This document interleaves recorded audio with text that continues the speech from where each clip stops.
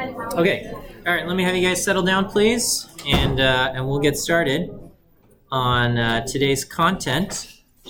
So today we're talking environments and scope, and we'll wrap up a few things that we started on Friday, and so we'll take a look. This stuff should be uploaded to CCLE if you want to follow along, at least draft versions of today's lecture, and if I make modifications, I'll update and post accordingly. Okay, so I think we started this stuff on Friday, talking about scope and looking at some examples of how our searches for values, even if it's not defined exactly, in the location where it starts searching, okay? And this is nice because this allows us to kind of code things up quickly. Other languages would error out and stuff. So anyway, here's an example. We have defined x, y, and z in the global environment all to be 1. And within function f, we define y to be 2. And then we define function g, and inside g we define z to be 3.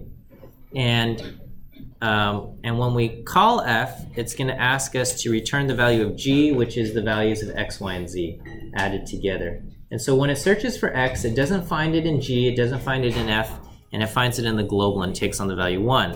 When it asks for y, it doesn't find it in g, but it finds 2 inside f. And when it asks for z, it finds 3 inside of g, and it adds 1 plus 2 plus 3, and it returns the value of 6. However, these assignments of 3 to z and y to 2 happen locally inside the function's environment only and do not affect the values in the global environment. So in the global environment, the values x, y, and z still take on the values 1, 1, and 1. Okay. Over here, we have pretty much the same function. The only thing that I've changed is the assignment operators have become super assignment operators. So again, x, y, and z take on the values 1 in the global environment. Inside the function f, we assign the value 2, superassign it to y. So this changes the y up here to be 2, and this 3 gets superassigned to z. So it searches f, it doesn't find a z there, and it searches the global and it finds the z here, and it changes that to 3. So it's going to define and it's going to change the value of 3 in the global environment. And then when we ask for what is x plus y plus z, it looks for x and it doesn't find it until it gets to the global. And it looks for y, and again, it won't find it until it gets to the global environment, because superassignment skips your current environment and goes directly until it finds whatever environment it finds it in. And if it doesn't find it until it reaches the global environment, it will define it in the global environment.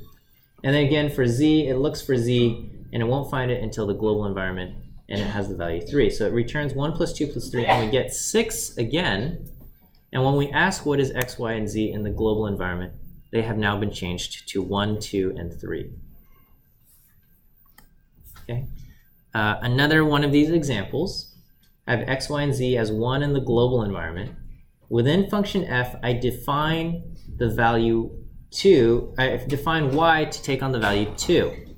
We also, immediately after defining y to be 2 inside f, we superassign the value 4 to y, and so this will overwrite the value y in the global environment to be 4. Inside g, we superassign 3 to z, and so this will search for z in f. It doesn't find it. It finds it in the global environment, and it changes the z in the global environment to 3. And so when it asks for what is x plus y plus z, it looks for x, and it finds x in the global environment 1. It looks for y, and what does it find? It searches g, it doesn't find g. It doesn't find y inside g, but it does find y defined locally inside f, and it's going to use 2 here. And then for z, it's not going to find it in g, it's not going to find it in f, it's going to find it in the global, and z will take on the value 3. And so we will get 1 plus 2 plus 3 again, and we get back the value of 6. Okay? X is 1 in the global, y is 2 in the scope of f, and z is 3 in the global. If we ask what is the value of x, y, and z in the global environment, what are the values of x, y, and z?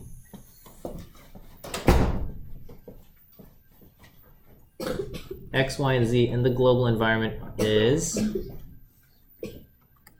1, 4, and 3, because this, a supersign takes the 4 and assigns it to y up here, and this supersign 3 takes it and assigns it up there. Okay, so we get supersign, we get 1, 4, and 3. Okay, here's another example just to show that the superassignment will stop if it finds it in a higher scope. So again, x, y, and z have the value of 1 in the global environment. We define y as 2 in f, and we define z as 10 in f, and we have superassigned 4 to y. So this will change the value of y up here in the global environment. Okay, so right now we have x is 1, y is 4, and z is 1. Inside of G, we superassign 3 to z. And so where does this go? It finds this z, which is currently 10 inside of f, and it assigns the value 3 to z here. Okay? And so inside f, we've got y is 2 and z is 3. The global environment z is unchanged and is left at 1. So when we ask for what is x, y, and z, it's going to find x in the global and give us 1. It's going to find y here and give us 2, and it's going to find z right here, which is now 3. So it's going to do 1 plus 2 plus 3 and returns 6. And if I ask for what is x, y, and z in the global environment, what are the values of x, y, and z in the global environment?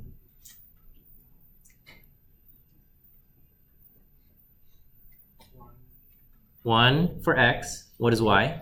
4. And what is z? 1. 1, 4, and 1. Okay?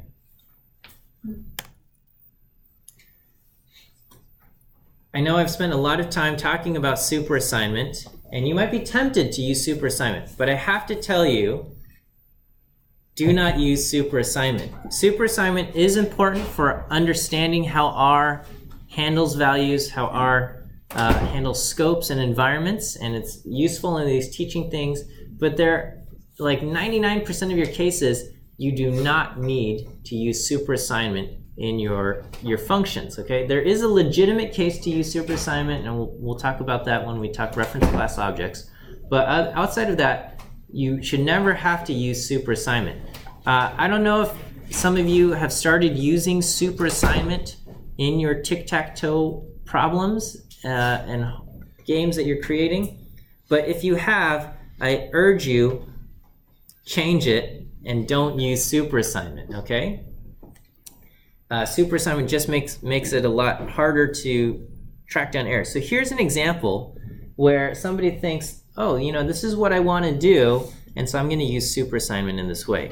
So here we're going to take in this argument foo, which is going to be some kind of vector or value, and we take in a value x, and what we want to do is we want to square x and combine it with foo. So if foo is the value 2, okay, we're going to say foo is 2, and we're going to take the value 5, and we're going to square it, and we're going to have 25 squared is 25, and we're going to combine it with the value foo, okay? And inside here, this function, I've done foo, this value of foo and x squared gets superassigned back to foo, okay? So this might seem like it's working how we want. We have foo is 2, we run the function add square, okay, and I called it add square bad, because this is the bad version of the function, and we say take foo, take 5, square 5 and tack it onto foo, and so we ask what is foo now, and it says 2 and 25.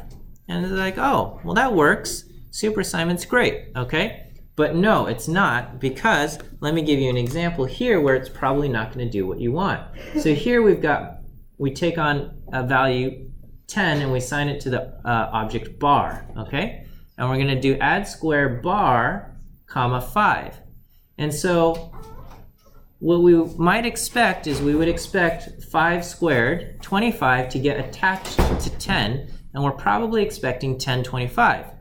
But when we ask what is bar, bar hasn't been updated. Bar remains 10, okay? And if I ask what is foo, it is foo that got changed. Foo is now 10 and 25. So what's going on is that we are calling add square on bar comma 5, bar has the value 10. So what this says is, okay, here's 10 comma 5. We're going to take 10 and tack on 25. And what happens is that values 10 and 25 get superassigned back to foo, the object foo in the global environment. And so it didn't update bar, but it updated foo.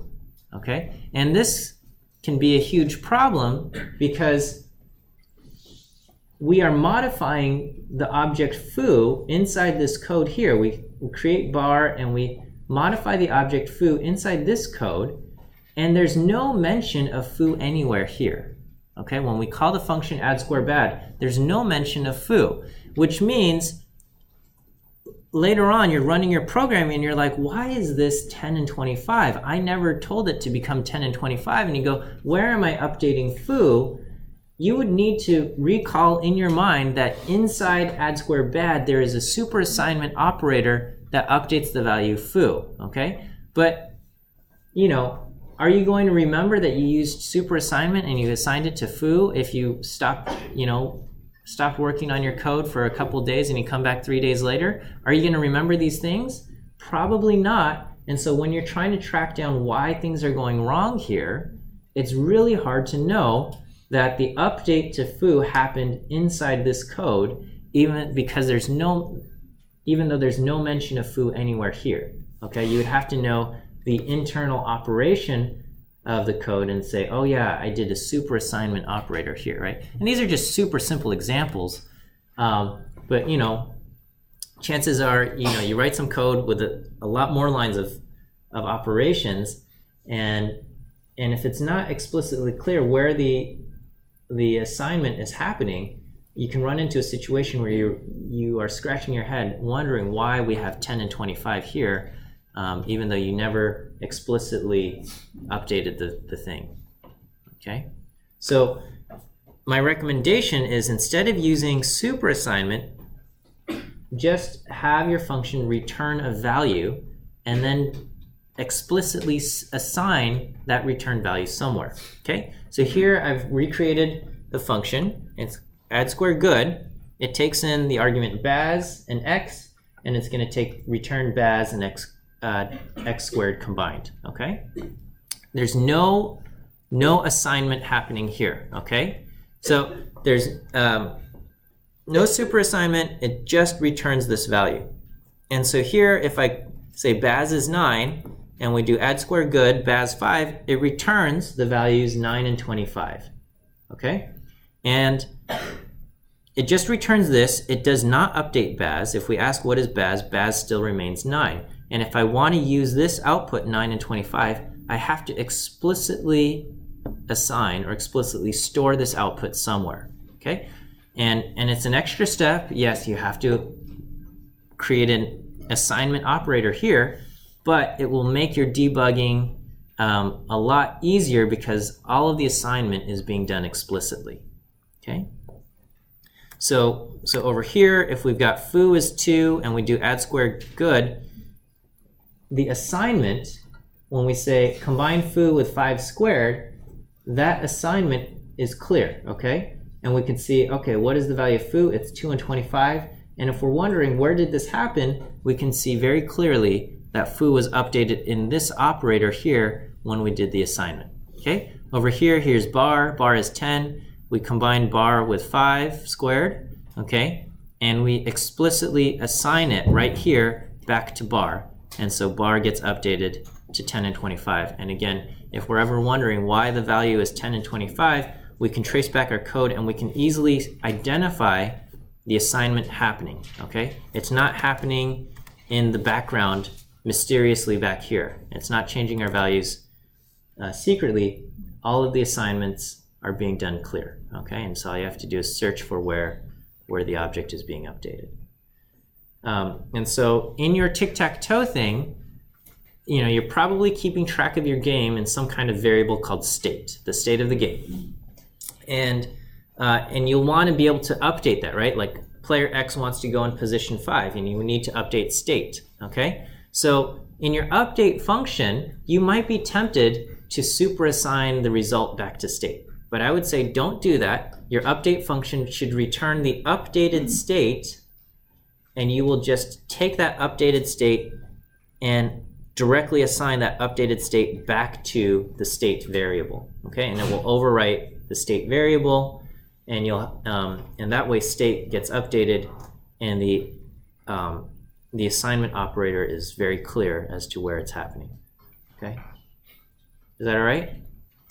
My recommendation against super assignment. Okay, we'll spend a lot of time today talking about environments and scoping, and we've talked about some environments already, but here we'll just kind of formally define all of this stuff. I'm using the images directly from Hadley Wickham's book, Advanced R, so I've kind of just taken those pictures. I forgot to upload them to CCLE, so if you're on CCLE and you try to render your thing, it's going to say the images are missing, but I'll upload them after class, okay? So anyway, the environment is how R handles it, allows R to do its scoping stuff, right? Allows us R to just say, okay, I can't find this thing, and I'm going to search for it, okay? And so you can think of environments as kind of this box or this bag that contains names. And the job of the environment is to associate each of these names to some kind of value, all right? So if in the global environment we say assign the value false to the name A, this is basically what it's doing. It just takes each of these names and it points it somewhere, okay? And regularly we will create, false and assign it to A in the global environment. You can also create an environment explicitly this way, okay? New dot environment, and create objects inside of the environment this way. But it doesn't matter. I mean, the picture is still the same. You can just imagine this being the global environment without all of these $signs here. Okay, so we're just taking values, and we take names and associate them with these values. Every environment that we have has a parent environment. Okay, so every environment has a parent environment. And in these diagrams, we represent the parent with this black dot, okay? Which says, if you're inside this environment and you ask for what is the value A, it's going to look for A. And if you ask what's the value D, it's going to look for D inside this environment. And it's going to say, well, I couldn't find D here. And so it checks the parent environment and it finds D and it returns it to you, okay? And so every environment has a parent environment with the exception of the empty environment. The empty environment is kind of at the top of the hierarchy, and that's the only environment that has no parent, okay? And the empty environment is also empty. So here are the important environments to keep in mind that are, I guess, special as far as R's operations. So the one that we work most closely with is the global environment. Okay, this is where you create objects and values and functions. Generally, you're working inside the global environment. Okay, the global environment has a parent, and its parent is the last package that you've loaded. Okay, using library. So if you do library ggplot2, then ggplot2 will be the parent environment of the global environment. If you do library dplyr later on, then dplyr will be the parent environment of the global environment. And ggplot2 will be the parent environment of dplyr in that setup, okay? If you keep climbing up the things, you'll eventually get to the base environment, which is going to be the environment of the base package, and its parent is the empty environment, okay? So the base environment is kind of the last package right before the empty environment. And the empty environment is, at the very top of the hierarchy, and it's the only one without a parent, okay? And then environment is just the current environment. So, so you can ask R for the search path, okay? And this will tell you how R is going to look for objects, right? So if you say, I want to know what is the value X, okay? it's going to search for X in the global environment. If it doesn't find X in the global environment, it's going to search package stats. And if it doesn't find it there, it's going to search package graphics. And it's going to keep climbing the search path until it reads package base. Okay? Package base is the base package that contains all of the kind of your very basic R functions. Things like C, where you combine functions together, right? These are, or not functions, combine elements together to create a vector, right? So these are basic functions that we need to use R, and that's why, you know, inside R, let me just kind of clear this out. I can call the function C, and it will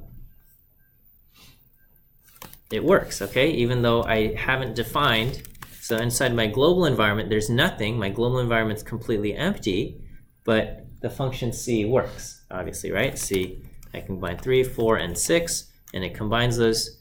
And that's because when I call the function C, R says, oh, there's no function C inside my global environment. I'm going to look for the function C, and it goes through the search path until it reaches the base package where it is. And if you're not sure where a function is, you can always ask for help on this. And then over here it says C, and it says base, meaning C exists inside the base package here. Okay, which means if I define a function, okay, if I create a function and I do something stupid like call my function C, okay, and this is gonna print hi, there's nothing wrong with this, and if I call C, it works, okay? Here, it's using the function C that I have defined inside my global environment, okay? Now, if I try to say, okay, now I want to combine the values 9, 3, and 5, it's going to give me an error. It's going to say, in my definition of the function C, I'm just supposed to print the word hi, and I don't know what to do with these arguments, 9, 3, and 5, okay? And that's because when R looks and it says, oh, you're calling the function C, do I have a C in the global environment? It finds it there and it uses that. And it doesn't use the real C function that exists inside the base package, okay? So sometimes, you know, I think this happened to somebody on Piazza. They were asking, you know, if you get this thing back and you know you're using your function correctly, chances are you're either you are defining the arguments incorrectly, or you've accidentally created a function of the same name. So I think somebody accidentally created a function return, which is a function that's in the base package, okay, or is part of the function development there, and if they created a function called return, it's going to work badly. So anyway, if you created a function called C and you don't want it, just make sure you remove it. Okay. This is kind of what how we can imagine what the search path looks like. Okay. Here's your global environment. This is where you're creating your values and stuff. And then when you load a package via library, it's going to insert it in the search path. Okay. And all the new packages get inserted right here, right above the global environment. And this keeps going. And so when you ask for a function and it doesn't find it, it searches the hierarchy until it reaches the base environment, and then above that is the empty environment, which is not going to have anything in it. Okay, and so if I did something like, I'm sorry, let me go back. In the search path, you have like package stats. This is where the function lm exists. So in your 101 classes, you use lm to create these linear models. lm exists inside package stats, okay? And so that's why we can use the function lm, even though we haven't explicitly defined it, because it exists in our search path. You'll also notice that if you load something like library dplyr, okay? Let me restart my session here.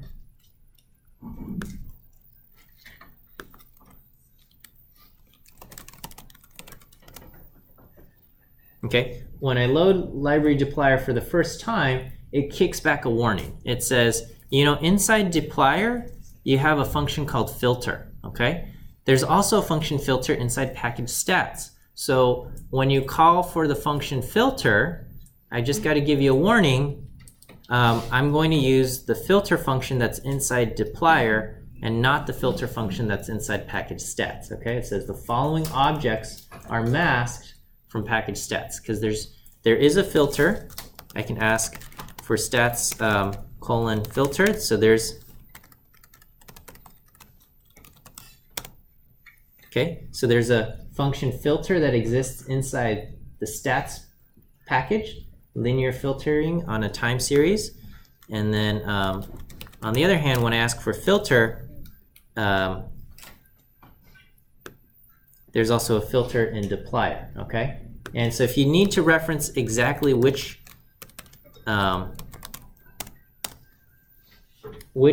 function it is that you're referring to, whether it's dplyr's filter or stats filter, you can use the package name colon, the double colon, and the name of the function. Okay, so this allows you to kind of access or reference these functions directly. Okay, so anyway, that's what we have.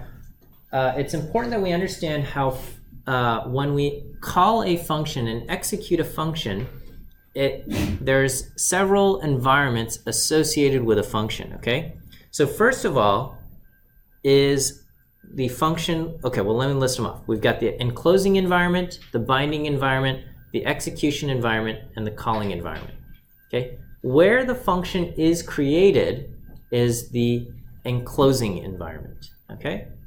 And where the name of the function exists is called the binding environment, okay?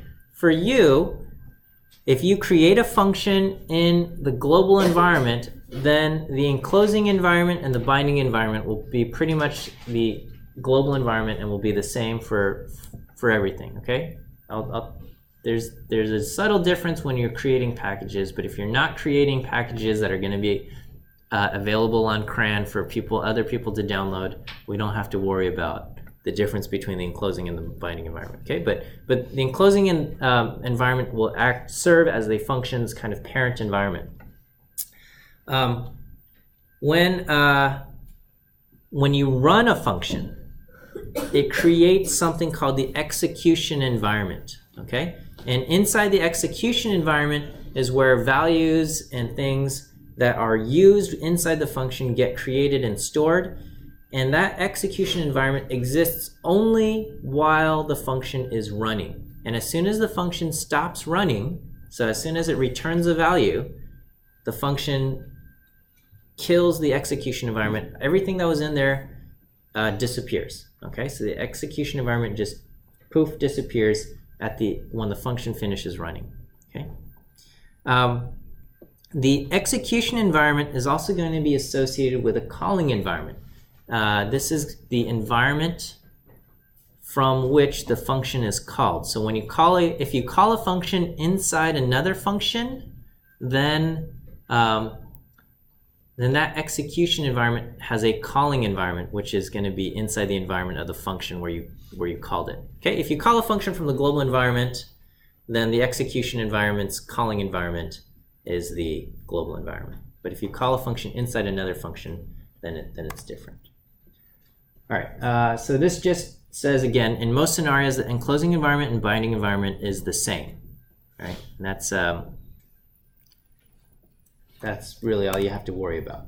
Okay, so here's an example.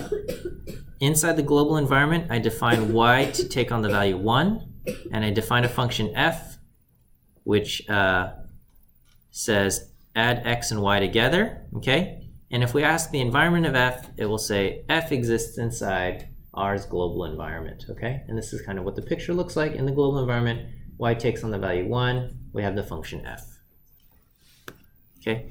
And when function f, this thing points back and says, you know, the parent environment of f is the global environment, okay?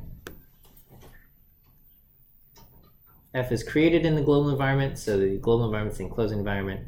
The name f exists inside the global environment, so f is the binding environment. Okay.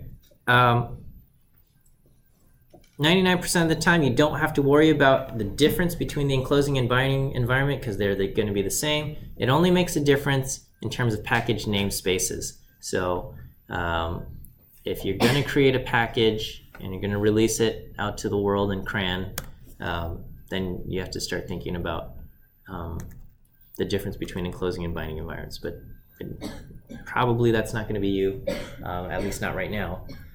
So don't worry about it. All right, an execution environment. Again, this is the environment that's created temporarily just during the running of the function. And so here's a simple function of h. H takes in the argument x, and inside h we assign the value 2 to a, and then we're going to take x and add a to it, add 2 to it, and that's it. And that's the value we return. So we're going to execute h. We're going to call h with the argument 1. X takes on the value 1 here. Now we're going to assign that value to y. So this is kind of what the picture looks like. So here is the global environment h, and we call h, we say h of 1, so that automatically passes x equal to 1 because that is the argument that exists here in h. So x takes on the value 1, and this exists inside the execution environment only. X equals 1 doesn't exist in the global environment.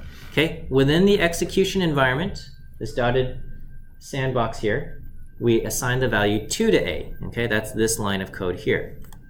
And then we evaluate x plus a, and we get the value 3. And inside here, we say take what h returns and assign it to y. So the execution environment goes away, and now we've assigned that value 3 to the name y inside the global environment. Okay, so there's no trace left of what a or x were, okay, because they only existed inside the execution environment, and now that the function is finished running, they are gone. Okay, and we have the calling environment, and the calling environment, so when you have an execution environment, it technically has two parent environments, the enclosing environment and the calling environment.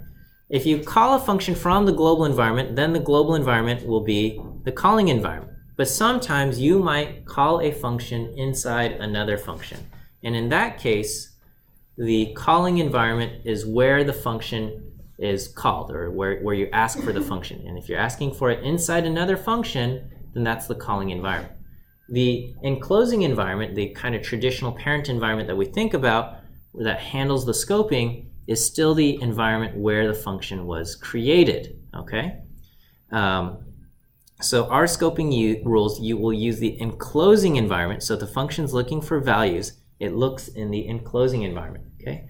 There is something called dynamic scoping where you can look for values in the calling environment. This is not default, and I won't test you on this. I've got an example later on that covers this, but what you need to know is that our scoping rules will use the enclosing environment where the function is created, okay?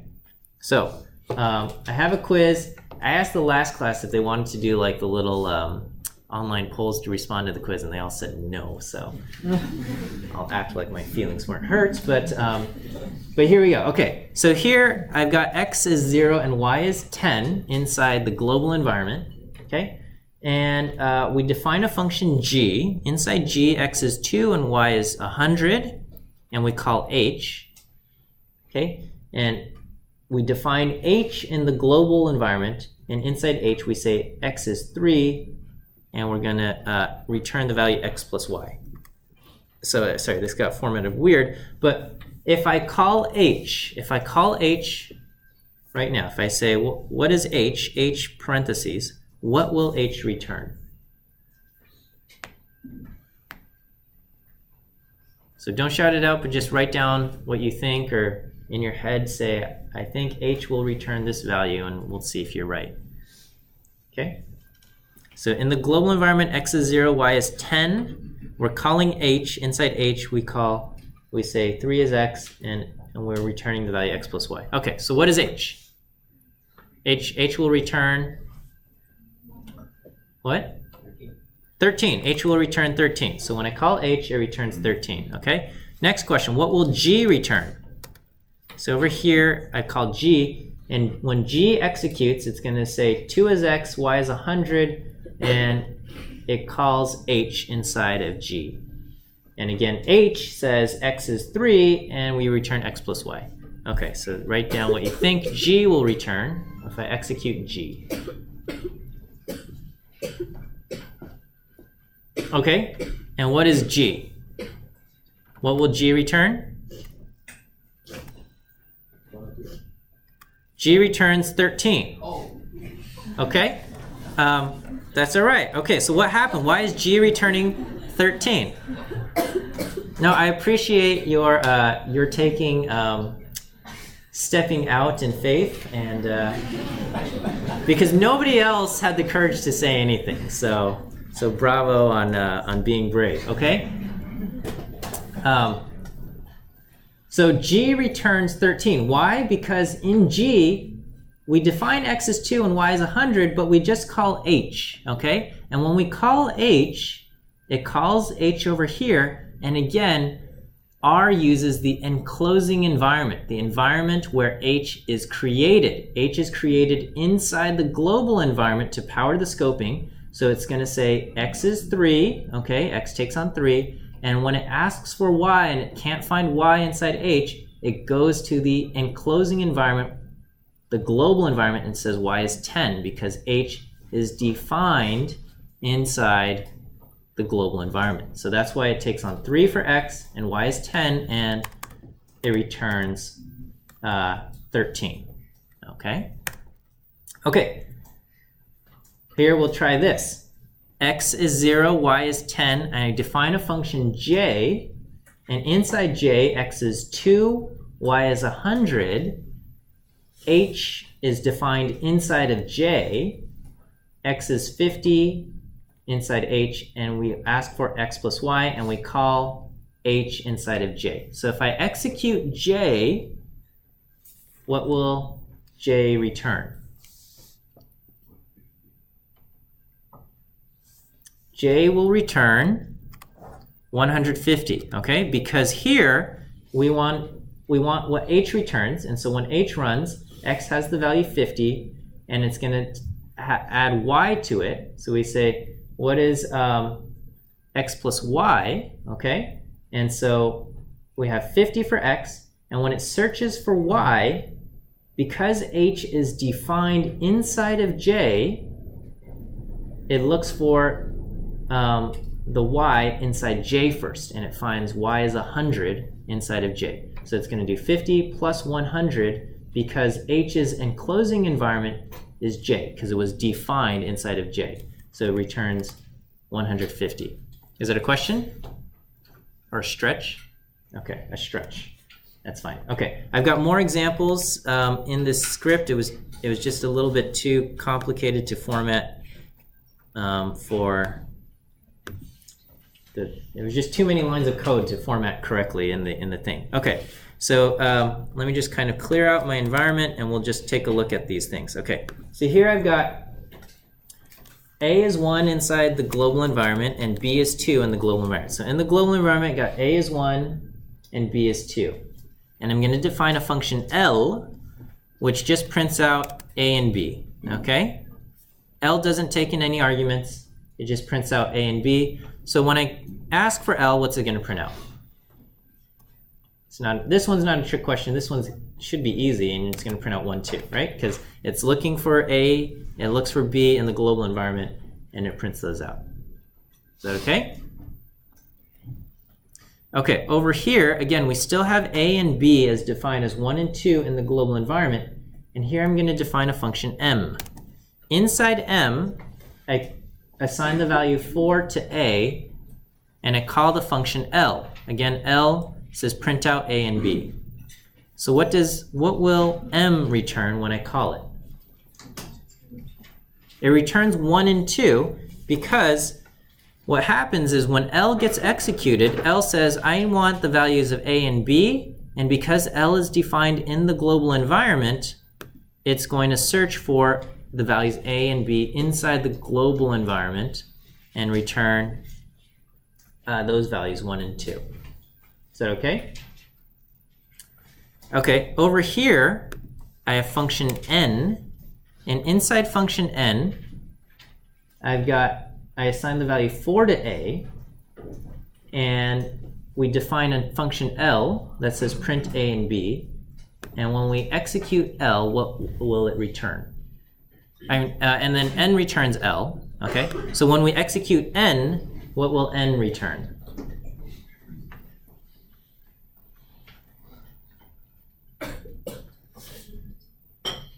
So when we execute n, it will return 4, 2, because here, when it says return L, it's going to search for A, and because L is defined inside of n, it's going to use the A that it finds in n is 4. When it looks for B, it doesn't find it inside n, so it goes to the global environment and uses the value 2. And so when we ask for n, it returns 4 and 2, okay?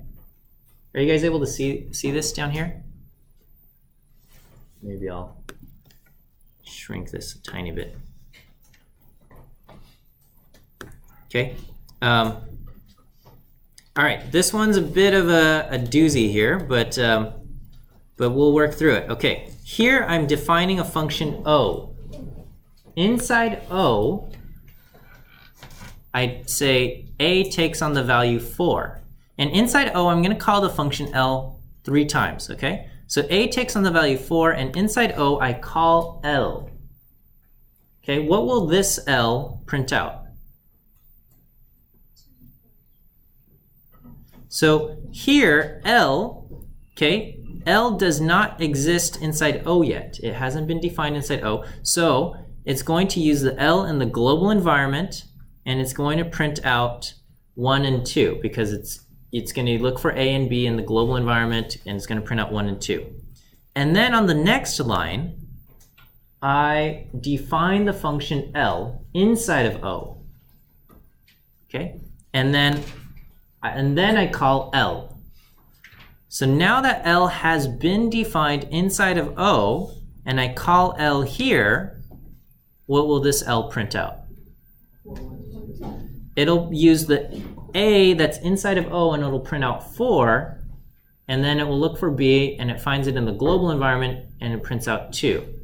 Okay, on the following line, I define B as 5 inside the environment O.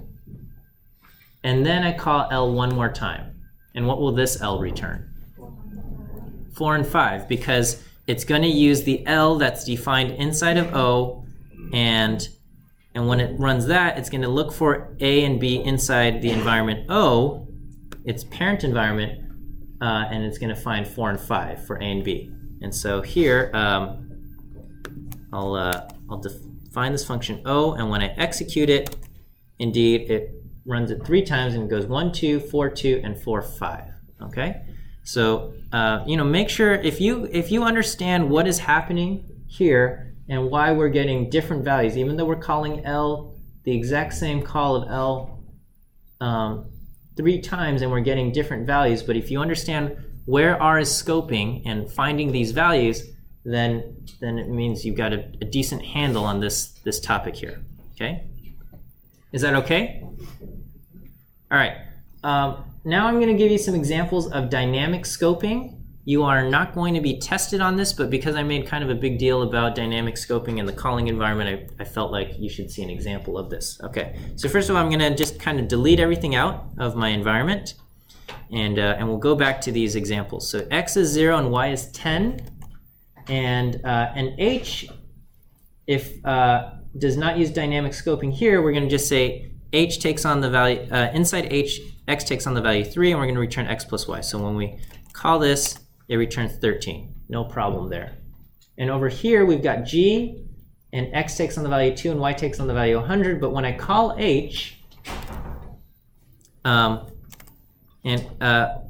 G, okay, I call G, and it returns H, it's going to return 13 because there's no dynamic scoping. It's using the X and it's using the Y in the global environment.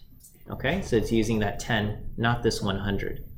All right, here's an example of dynamic scoping. So instead of H, where I have X and 3, I create this function P, And this is the command here for dynamic scoping, okay? Here we're gonna say, get the value y from the parent frame. And so in P's enclosing environment is where it's defined. Its enclosing environment is the global environment.